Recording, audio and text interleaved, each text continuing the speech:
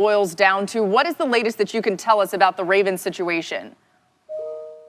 Yeah, get ready for Tuesday Night Football for the second time this season, Laura. Previously, we had the Bills and the Titans play on a Tuesday night. Now, a massive AFC North rivalry game will be played this upcoming Tuesday. It's the Steelers and the Ravens, and the NFL has been bringing this situation along as much as it could throughout this week. We understand that with this virus, there are many uncontrollables, and one of them is whether or not we'll continue to have further spread within an organization. As we know, as recently as last night, Lamar Jackson amongst the 4 Ravens players that they learned about as new positive. So the game gets bumped back to Sunday at 1:15 and then bumped back once more until Tuesday. When we take a big step back, Laura, the NFL remains intent on playing every regular season game within 17 weeks. If that means that they're going to have to kick the can down the road a little bit with some of the week-to-week scheduling,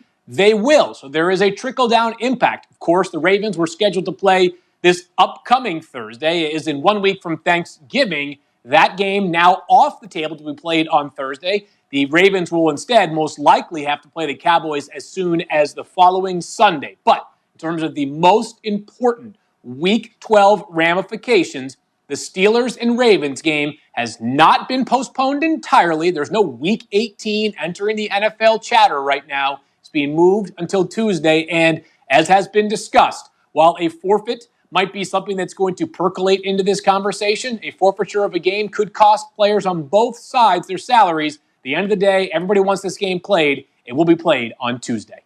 Yeah, thank you for that update. And as you can see on the screen there, Adam Schefter and Diana Rossini reporting at least 12 cases amongst players. Lamar Jackson, the starting quarterback for the Ravens, reported to be among them. We've got so much more to get to today, and we'll continue to monitor that Ravens situation. But we welcome you to NFL Live, and we're thankful to be with everybody. Ryan Clark is dancing because he's outside. More on that in moments. Marcus Spears is here, and Mina Kimes, of course. And there's a lot that we're going to be paying attention to with Week 12. But let's begin with the news that's just coming down right now. And Marcus, I'll start with you. You know, as a player, when you're hearing all of this news and you're trying to adjust and prepare for a game, how do you prepare now with another game change, an extra day involved here, a couple days involved?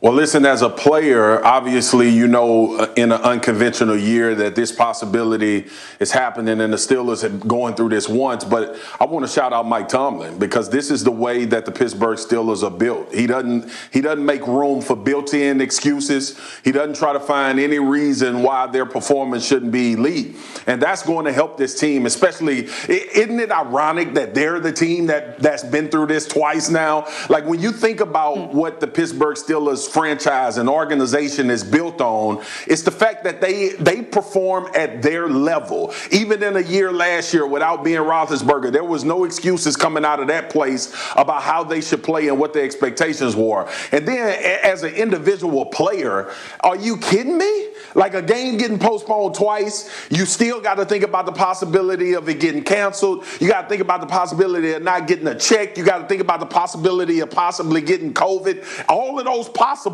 is the way we are talking about this NFL season. And unfortunately, this is what the Pittsburgh Steelers have had to go through, as well as the Ravens and the Titans and any other team, all 32 teams, I would say, with that idea that they won't be able to play a game because of COVID-19.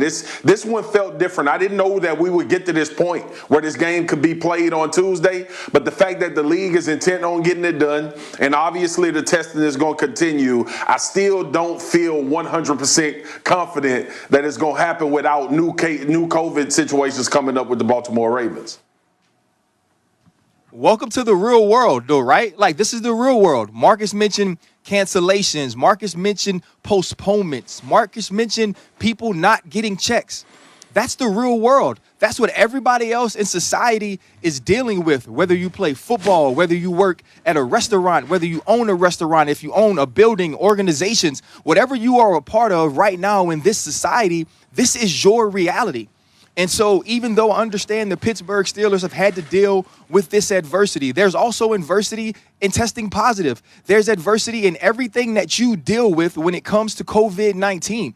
And so we understood when the NFL rolled out its schedule with the 16 games, trying to keep the status quo, wanting to find its champion the way it finds its champion every year, that this was going to be part of it. And so, yes, it is ironic that it's the Pittsburgh Steelers twice. It's also ironic that this is the team that coach builds his team based on the standard being the standard, based on the next man being up, and they understand how to deal with this situation. But this is 2020, y'all. This is our reality. Yeah. This is their reality. Yeah. This game is supposed to be played Tuesday, and it might be, but it might not be. But isn't that it? That's where we are. So we'll see what happens going forward.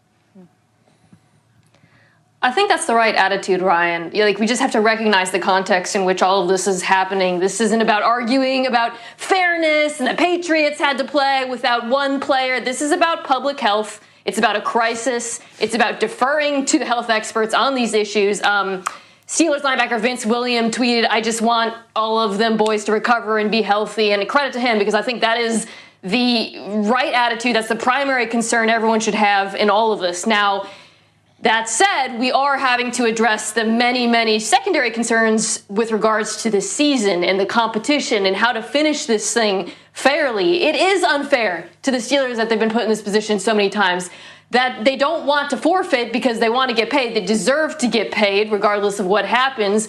But right now, the NFL's concern is making sure, okay, we get through the season, we get to the playoffs, we let everyone have a fair shot at the postseason. It's not going to be a win-win-win for every team involved. We're just trying to get through it. Hopefully they can figure it out. It might involve extending the season. I think that's a contingency we all got to be prepared for, but I wouldn't be surprised if it comes to that. Yeah, you heard Field Yates off the top of the show saying right now there's not an appetite for that Week 18 conversation, but certainly all of us keeping our eyes very close to that.